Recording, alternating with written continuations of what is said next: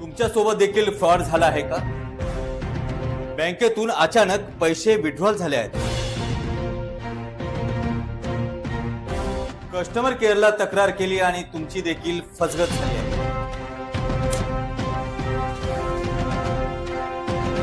अनोळखी नंबरवरती कॉल आला आणि OTP विचारून तुमचं देखील अकाउंट खाली केलंय. 1930 या सायबर हेल्पलाईन वर कॉल केला असता पुढे काय झालं? या सगळ्या गोष्टींची उत्तरे मिळतील आजच्या या स्पेशल एपिसोड मध्ये. नमस्कार, मी स्वप्नील दुधारे महासागर मध्ये आपलं स्वागत करतो. गगनाला भिडणारी टेक्नॉलॉजी आणि त्यातून होणारे फायदे आणि त्यापेक्षा भयंकर धक्कादायक तोटे हे आजच्या सर्वसामान्यांना रोजच भोगावं लागतं.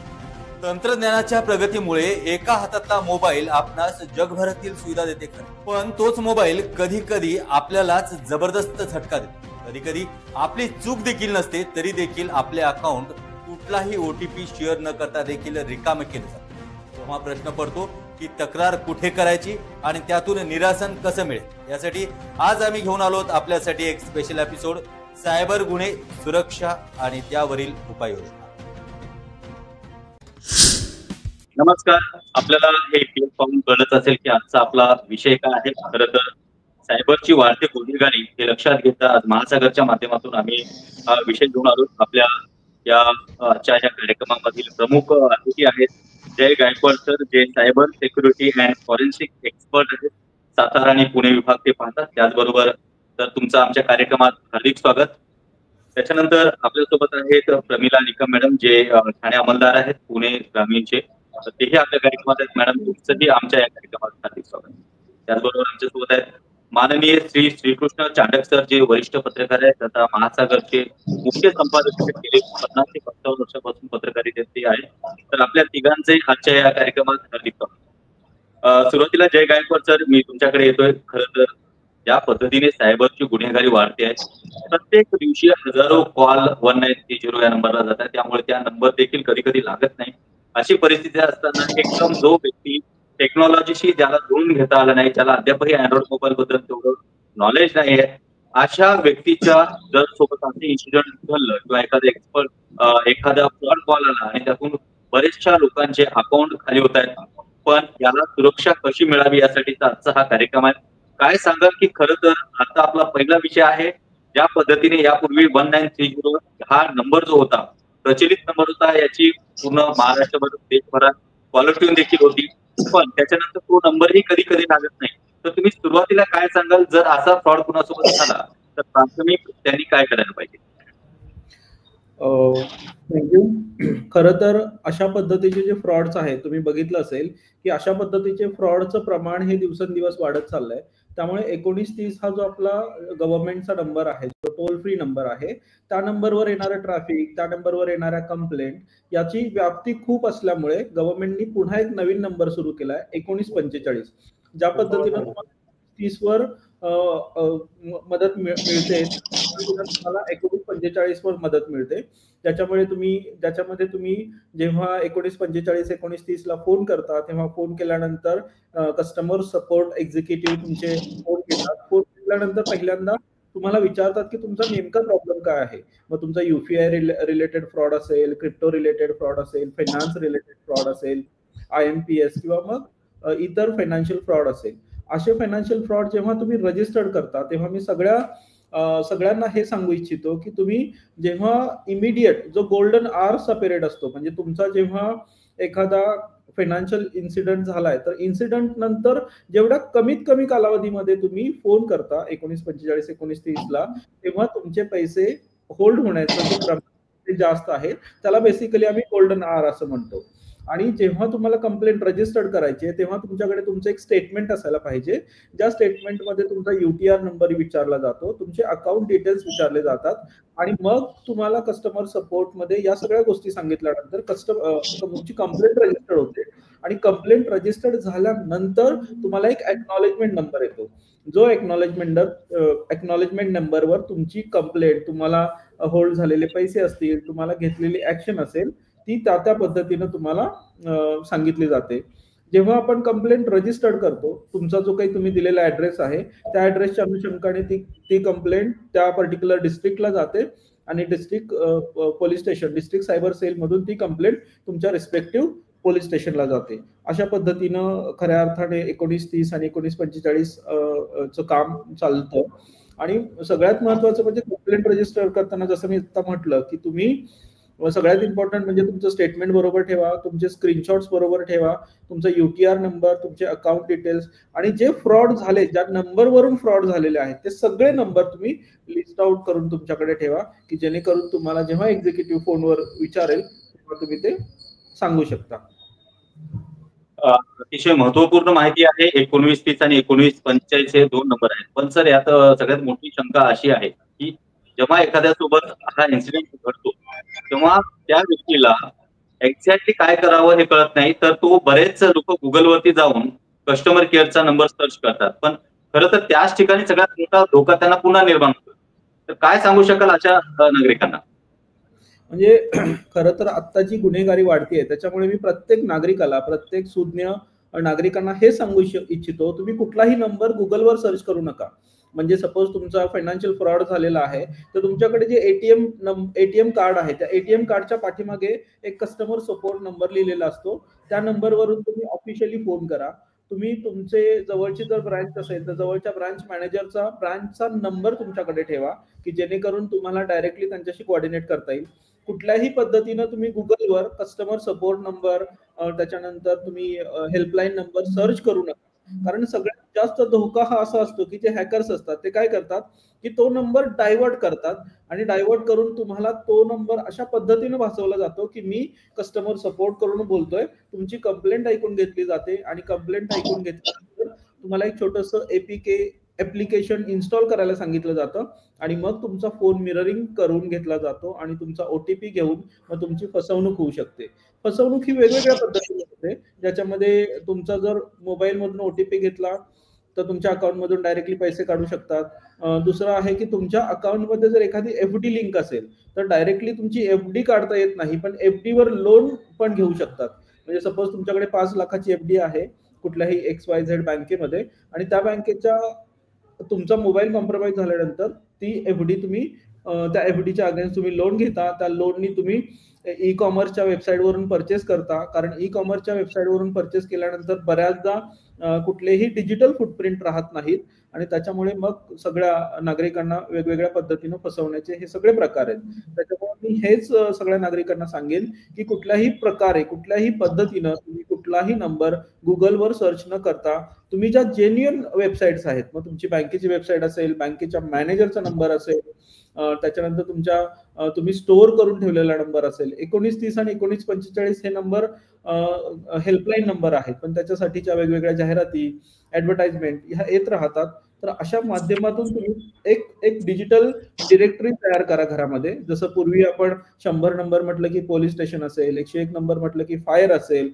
ह्या इमर्जन्सी नंबरमध्ये मला असं वाटतं की प्रत्येक कुटुंबाने एक आपला स्वतःचा हेल्पलाईन नंबर 1930 असेल, 1945 असेल आणि एखाद्या सायबर सिक्युरिटी एक्सपर्टचा नंबर तुमच्याकडे असणं खूप गरजेचं आहे.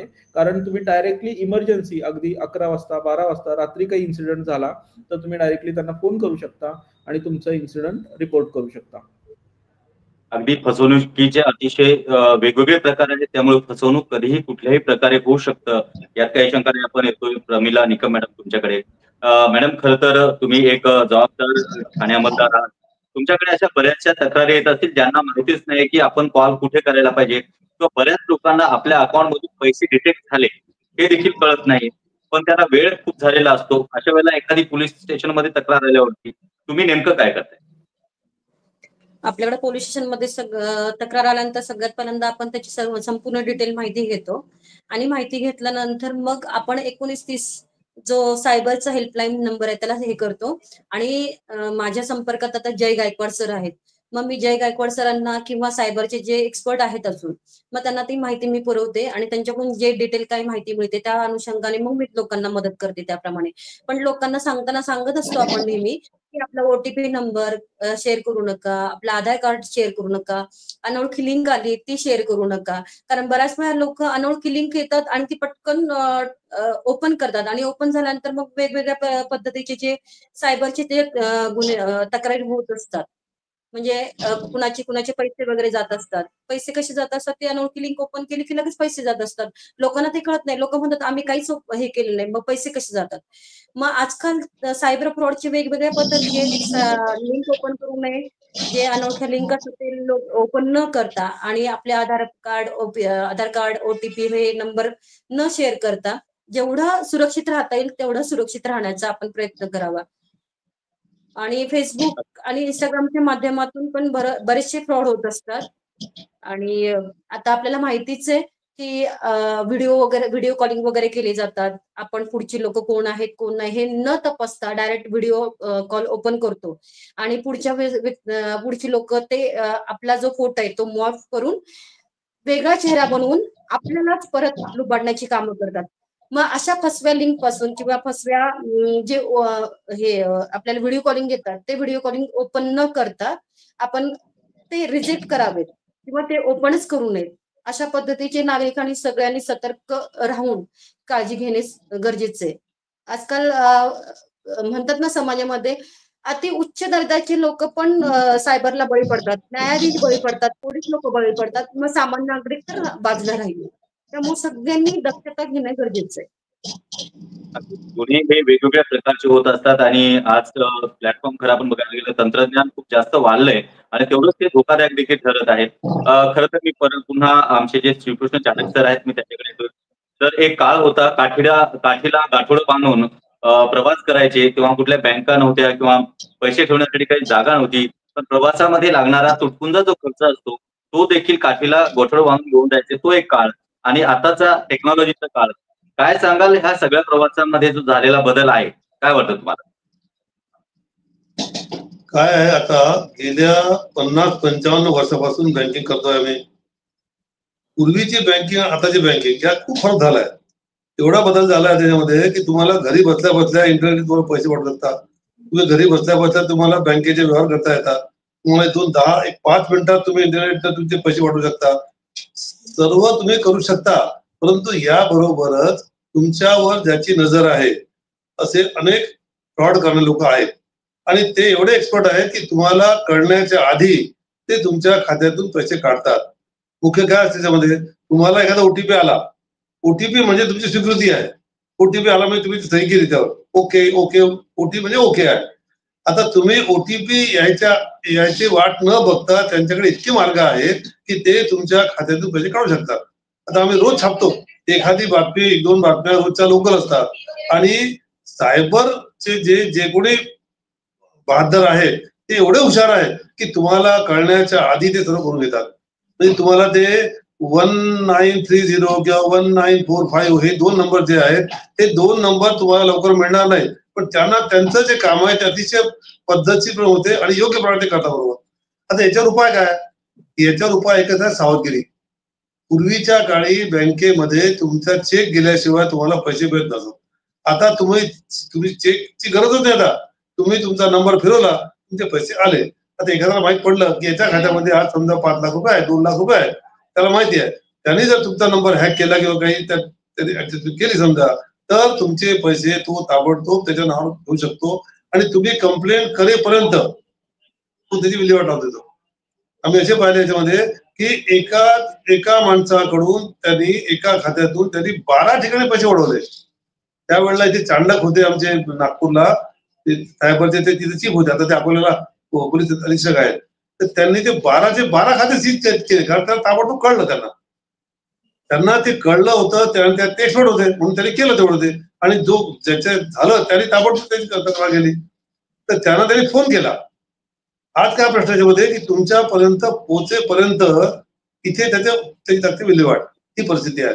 त्यामुळे आता बँकांकडून किंवा तुमच्याकडे ज्या काही सोयी सुरक्षेचे उपचार आहेत हे करेपर्यंत तो हुशार जो आहे फ्रॉड करणारा तो आपलं काम करू देतो आणि आपली व्यवस्था होईपर्यंत त्याचे लागतात वाढ नाही लागतात. आता यासाठी काय केलं पाहिजे? यासाठी तुम्हाला अतिशय जागरूक राहायला पाहिजे, तुम्ही दक्ष राहायला पाहिजे. तुमच्या बँकेचे नंबर तुमच्याकडे पाहिजे, तुम्ही सांगितलं ते तुमच्या बँकेचे नंबर, त्याचे मॅनेजर नंबर, सर्व हे सर्व झाल्यानंतर बँकवाले करतील, आपणही करू. परंतु आपल्याला अतिशय दक्षता घेणं आणि आपल्या खात्याच्या अनेक ज्या बाबी असतील त्या कुठेही उघड न करणं हे अत्यंत महत्वाचं आहे.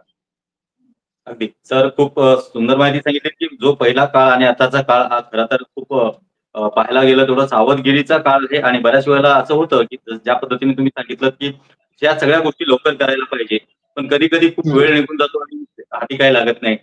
मी जय गायकवाड सर परत तुमच्याकडे येतोय. जो किस्सा जो प्रकार माझ्यासोबत झालेला आहे त्या संदर्भात आज मी बँकमध्ये गेलो आणि त्याच्यामध्ये मला एक गोष्ट कळली. माझा फोन पूर्णतः हॅक करण्यात आला. त्याच्यानंतर माझ्या फोनवरती 2 बेनिफिशरीज टाकण्यात आले आणि त्याच्यानंतर मला जेव्हा लक्षात आलं, मी माझा पैसा दुसऱ्या अकाउंटला ट्रान्सफर केला. जेव्हा पैसा दिसलाच नाही तर त्यांनी चक्क माझ्या युपीआय आयडी वरती लोन क्रिएट केलं, जेणेकरून लोन जमा झालं तर लगेच ते विड्रॉल करतील. त्याच्या अगोदरच आपण सगळे अकाउंट हॅक केले. याला धरून एक प्रश्न तुम्हाला विचारतोय की अनुभवाचे बोल आहेत की ज्या पद्धतीने आपण जे सांगितले की ओटीपी शेअर केल्यावरही पैसे जाऊ शकतात, पण ओटीपी शेअर न करता जर असा प्रकार घडत असेल, मोबाईल हॅक करून घडत असेल, मोबाईल कशा पद्धतीने हॅक होतो आणि त्याच्यासाठी मग काय सुरक्षा आहे?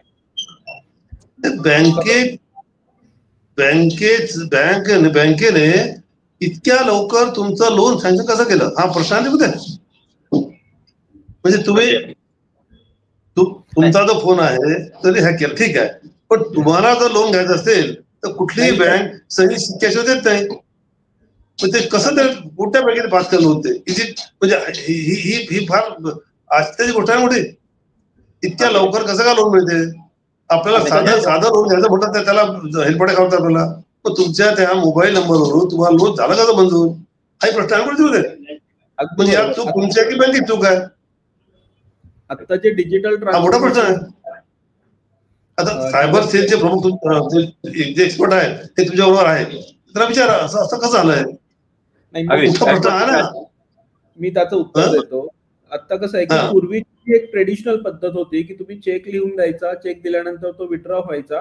आता आपण एका डिजिटल ट्रान्सफॉर्मेशन मध्ये आलाय, तर मोबाईल हे तुमचं अख्खं जग झालंय. मग ह्या मोबाईल मध्ये तुमचे सगळे बँकिंग ऍप्लिकेशन आले, सगळं युपीआय तुम्ही इथे करता आणि तुमचा आहे जो तुमचा बँकेमध्ये रजिस्टर्ड नंबर आहे तोच नंबर तुमच्या सगळ्या युपीआय अकाउंटला असतो आणि तो जर असेल तर तुमचा नंबर तुमचं अकाउंट ओपन होतं आणि तुम्ही पैसे ट्रान्सफर करू शकता. आता सपोज मला जर कोणाचा मोबाईल हॅक करायचा असेल तर माझ्याकडे खूप पद्धती आहेत. मग मी काय करतो की एखादी तुमचाच सोशल मीडियावरचा एखादा फोटो घेतो, त्या फोटोमध्ये एखादा मालवर प्लॅन करतो आणि तो तुम्हाला पाठवतो. तुम्ही तुमचा स्वतःचा फोटो किंवा तुमच्या फॅमिली मधला फोटो जेव्हा पाहता तेव्हा तो फोटो ओपन केल्यानंतर ऑटोमॅटिकली एक बॅकडोअर तुमच्या मोबाईलमध्ये इन्स्टॉल होतो आणि तो इन्स्टॉल झाल्यानंतर तुमच्या मोबाईल मधली सगळी इन्फॉर्मेशन मला दिसते. मग बेसिक इन्फॉर्मेशन मला कुठली हवी आहे? तुमचा ओटीपी मला दिसला पाहिजे, तुमचे फोटोज मला दिसले पाहिजे आणि तुमचं स्क्रीन मिररिंग झालं पाहिजे. आणि मग मी काय करतो, तोपर्यंत मी तुमची सगळी इन्फॉर्मेशन घेतलेली असते. तुमची बँक कुठली आहे, तुमचं खातं कुठल्या बँकेमध्ये आहे आणि हे कळाल्यानंतर बेसिक इन्फॉर्मेशन असते. आणि तेव्हा मी अकाउंटला लॉग इन करतो, ऑनलाईन अकाउंट असेल किंवा त्याच्यामध्ये काही सुडो अकाउंट्स असतात. लॉग इन केल्यानंतर काय होतं की तुमचा ओटीपी तुमच्या मोबाईलवर जनरेट होतो आणि ऑटोमॅटिकली तो ओटीपी मी घेऊन पुढची प्रोसेस करू शकतो. असे कितीतरी उदाहरणं आहेत की ज्याच्यामध्ये मी जसं मगाशी म्हटलं की एफडी वरून तुमचं लोन घेऊ शकतात. जसं आता सरांबरोबर झालाय, that is a classic fraud. की ह्या क्लासिक फ्रॉड मध्ये काय झालंय की तुम्हाला ओटीपी येत आहेत हे तुम्हाला दिसतंय की तुमच्या मोबाईलवर ओटीपी येत आहेत. पॉसिबली हे रात्री येत असतात, पण आपण तेव्हा असा विचार करतो की मी माझा ओटीपी दिला नाही तर काय होणार नाही. पण खरं तर खऱ्या अर्थाने असं नाहीये. तुम्ही ओटीपी दिला नसला तरी तो जनरेट होतो. याचा अर्थ असा आहे की कोणीतरी पेनिट्रेट करायचा विचार करते, कोणीतरी लॉग इन करायचा प्रयत्न करतोय. आणि मग जेव्हा एखादा माणूस लॉग इन करतो जो ऑलरेडी तुमच्या मोबाईलमध्ये आहे आणि तो जर लॉग इन करतोय तर ऑटोमॅटिकली तो तुमच्या मोबाईलचा ऍक्सेस घेऊ शकतो. हे तितकंच खरं आहे. आता याच्यावर उपाय काय आहेत? आपण बऱ्याचदा असं म्हणतो की फ्रॉड होऊ नये म्हणून, जसं आपण म्हणतो की prevention is better than cure. मग याच्यामध्ये तुम्हाला असं करावं लागेल की तुमचा मोबाईल, मग अँड्रॉइड असेल, iOS असेल, तुमची OS अपडेट असली पाहिजे. कारण प्रत्येक OS ही स्वतः बरोबर काही सिक्युरिटी फीचर्स घेऊन येते. त्यामुळे तुम्ही एक फोन हल्ली 10 वर्ष नाही वापरू शकत, कारण प्रत्येक फोनला, प्रत्येक मॉडेलला ओएस अपडेट करण्यासाठी पर्टिक्युलर डेट दिलेली असते की तुम्हाला ओएस अपडेट होणार असेल तर ती 9 पर्यंत असेल, 10 पर्यंत असेल, 12 पर्यंत असेल, अशा पद्धतीने ओएस अपडेट होते. पण जर तुमची ओएस अपडेटच होत नसेल तर मग there is a red flag. आणि मग तुमच्या मोबाईलमध्ये कुठले रेड फ्लॅग आहेत हे तुम्हाला तुमचा मोबाईल वापरताना कळाले पाहिजेत. मग त्याच्यामध्ये काय होतं की तुमचा फोन अचानक गरम व्हायला लागलाय, तुम्ही नॉर्मल चार्जिंग करताय पण तुमचं चार्जिंग लवकर ड्रेन होतंय, याचा अर्थ असा आहे की कोणीतरी तुमच्या मोबाईलमध्ये आहे. थर्ड पार्टी ऍप्लिकेशन तुम्ही इन्स्टॉल करताय, ज्या ऍप्लिकेशनची आवश्यकता नाहीये ते ऍप्लिकेशन तुम्ही मोबाईलमध्ये इन्स्टॉल करून तसेच ठेवून देता, ते डिलीट करत नाहीत. आणि ते ऍप्लिकेशन बॅकग्राऊंडला तुमचा डेटा स्टील करत असतात. ते तुमचे लोकेशन घेतात, तुमचा फोटोचा ऍक्सेस तुम्ही दिलेला असतो, मायक्रोफोनचा ऍक्सेस दिलेला असतो, कॉन्टॅक्ट लिस्टचा ऍक्सेस दिलेला असतो आणि ह्या सगळ्या ऍप्लिकेशन आपापल्या सर्व्हरला तुमचा डेटा घेत असतात. मग एखादं मॅलिशियस ऍप्लिकेशन तुमच्या मोबाईलमध्ये आलं तर ते मॅलिशियस ऍप्लिकेशन अशा पद्धतीच्या फायनान्शियल फ्रॉडसाठी वापरलं जातं. आणि सगळ्यात इम्पॉर्टंट असं आहे की हे सगळं करण्याचा जो बेसिक उद्देश, बेसिक जो मोटो असतो, तो मोटिव्ह आम्ही म्हणतो बेसिकली इन्व्हेस्टिगेशन मध्ये, आणि तो म्हणजे फायनान्शियल डेटा आणि डेटा स्टिलिंग असंच असतो. विदाउट फायनान्शियल डेटा तुम्ही काहीच करू शकत नाही. त्यामुळे आम्ही बऱ्याच लोकांना हे सजेस्ट करतो की तुम्ही वेगवेगळ्या बँकेचा वेगवेगळा नंबर द्या. तुम्ही जसं आता तुम्ही 1930चा जसा नंबर तुम्ही फायनान्शियल फ्रॉड साठी घेतला, तर अशा कितीतरी फेक कंप्लेंट होत आहेत की ज्याच्यामध्ये सपोज मला कोणाला तरी फसवायचं असेल तर मी त्यांच्या अकाउंटला स्वतःहून पैसे टाकतो आणि मी स्वतः कंप्लेंट फाईल करतो. कितीतरी उदाहरण आपल्याकडे आहेत. त्यामुळं नागरिकांना हीच विनंती आहे की त्यांनी त्यांचा मोबाईल अपडेट आहे का हे पाहणं एक नंबर, त्याचे सेटिंग्स करणं. म्हणजे जसं मी तुम्हाला व्हॉट्सअपचंच उदाहरण घेतलं तर व्हॉट्सअपमध्ये असे कितीतरी सेटिंग्स आहेत की ज्याच्यामध्ये अननोन कॉलर ब्लॉक करण्याचं सेटिंग आहे की जे अननोन कॉलर तुम्ही ब्लॉक केले तर तुमच्या याच्यामध्ये तुमच्या कॉन्टॅक्ट लिस्टमध्ये नसणारा कुठलाही माणूस तुम्हाला फोन करू शकणार नाही. ते एवढं चांगलं फीचर आहे की जे आपले आज पेन्शनर्स आहेत, वृद्ध आहेत, त्यांनी हे फीचर्स अवेलेबल करून घेणं किंवा हे फीचर्स अपडेट करून घेणं इम्पॉर्टंट आहे. त्याच्यामुळे त्यांना फोन येणार नाही, ओटीपी आले तरी ओटीपी क्लोन होणार नाही आणि फोन मिसबिहेव करायला लागल्यानंतर तुमच्या हे लक्षात आलं पाहिजे की माझा फोन गरज, माझं ऍप्लिकेशन म्हणजे तुम्ही जर कॉन्टॅक्ट ओपन केलं तर तुमची गॅलरी ओपन होते, तुम्ही गॅलरीवर क्लिक केलं तर तुमचं थर्ड पार्टी ऍप्लिकेशन ओपन होत आहेत. तर असं तुम्ही थोडंसं हळूहळू समजून घेतलं पाहिजे. अचानक रॅन्डम ओटीपी जनरेट व्हायला लागले, बँकेला फोन करायला पाहिजे, बँक मॅनेजरला, कस्टमर सपोर्टला नाही, बँक मॅनेजरला फोन करून बँकेचा जो कोणी एक्झिक्युटिव्ह असेल त्याला फोन करून सांगणं की माझे रॅन्डम ओटीपी जनरेट होत आहेत, मला एक लॉग फाईल द्या. ती लॉग फाईल काय असते तर तुमच्या बँकेमध्ये बॅकग्राऊंडला एक फाईल जनरेट होते की तुम्ही तुमचं अकाउंट कधी ऍक्सेस केलं, अकाउंट कुठून ऍक्सेस केलं आणि त्या अकाउंटला कुठल्या एरियामध्ये लॉग इन करण्याचा प्रयत्न केला. त्यामुळं मी हे प्रत्येकाला सांगू इच्छितो की तुम्ही तुमचं अकाउंट जिओ फेन्सिंग एरियामध्ये रिस्ट्रिक्ट करा. की सपोज मी आज पुण्यामध्ये राहतोय तर माझं अकाउंट फक्त पुणे लोकेशनलाच अवेलेबल होईल, पुणे लोकेशनलाच एक्झिक्यूट होईल. मी जर मुंबईला गेलो, दिल्लीला गेलो तर मला माझ्या बँकेला माझ्या ऍप्लिकेशन मध्ये जाऊन ते रिस्ट्रिक्शन डिसेबल करावे लागतील आणि मग ते रिस्ट्रिक्शन डिसेबल केल्यानंतर मी माझं पुढे युपीआय असेल, फायनान्शियल आयएमपीएस असेल, एनईएफटी असेल, असे ट्रान्झॅक्शन मी करू शकतो.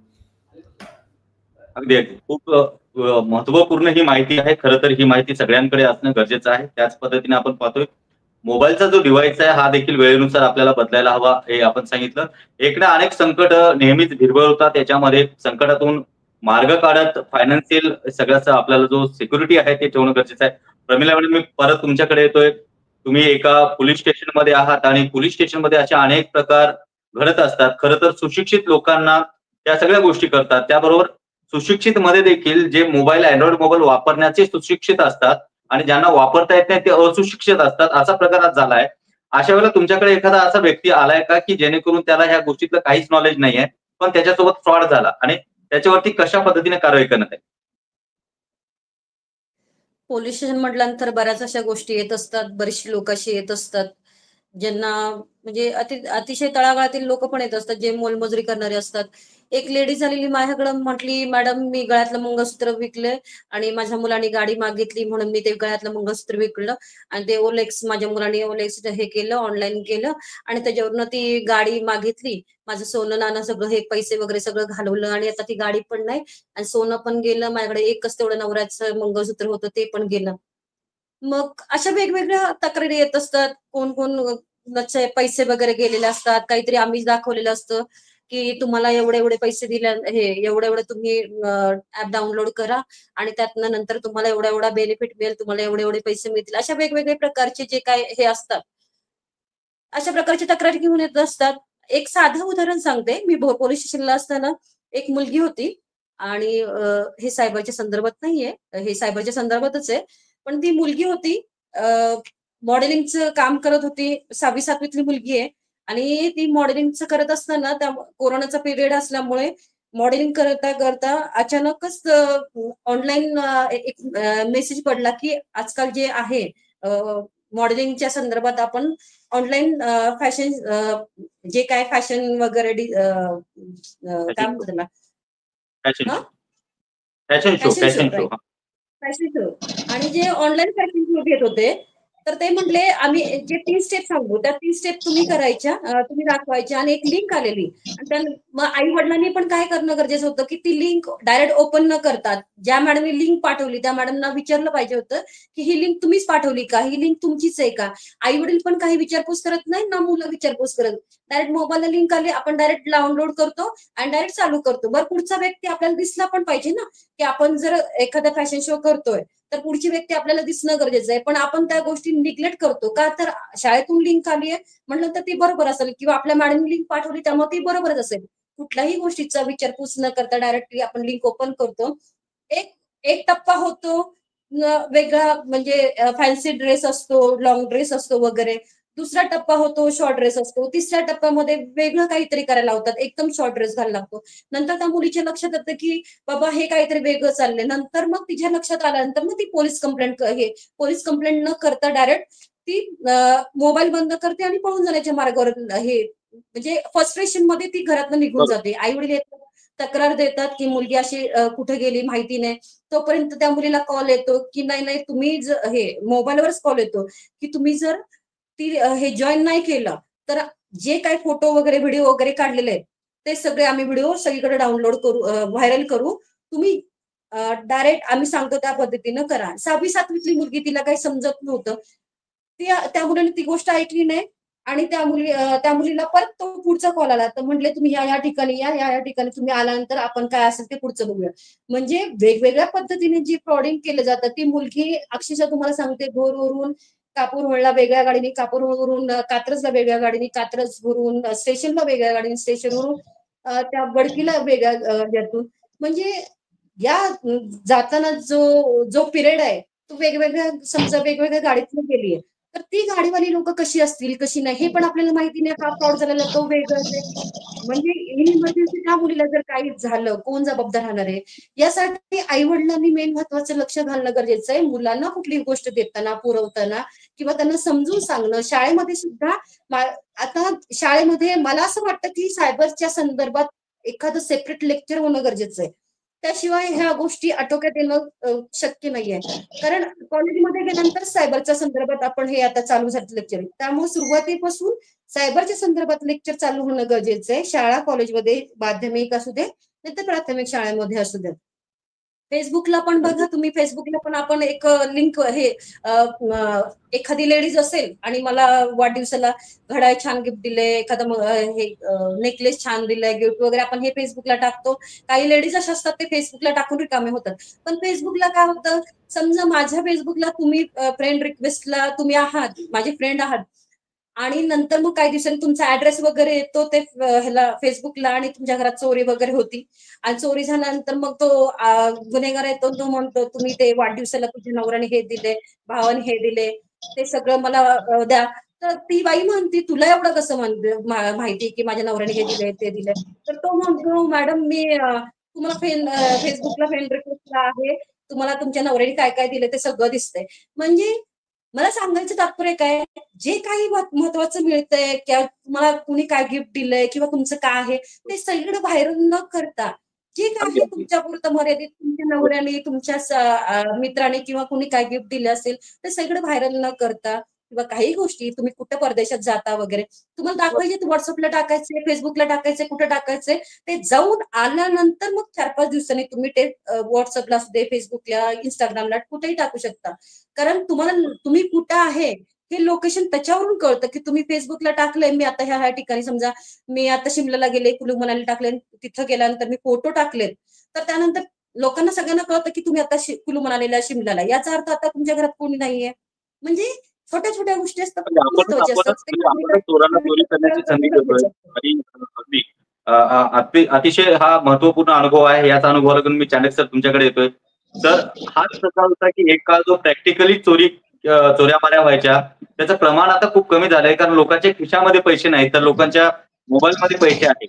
म्हणजे असा काळ होता की तो खरं तर ते गुन्हे, चोऱ्यांचे जे प्रत्यक्षातले गुन्हे जे आहेत ते खूप कमी झाले. कारण हे पाहताना आता 2 संदर्भ आपण पाहतोय, एक प्रॅक्टिकल गुन्हेगारी आणि एक आता डिजिटल गुन्हेगारी. काय सांगाल, तुमचा अनुभव याच्यामध्ये काय सांगू शकाल?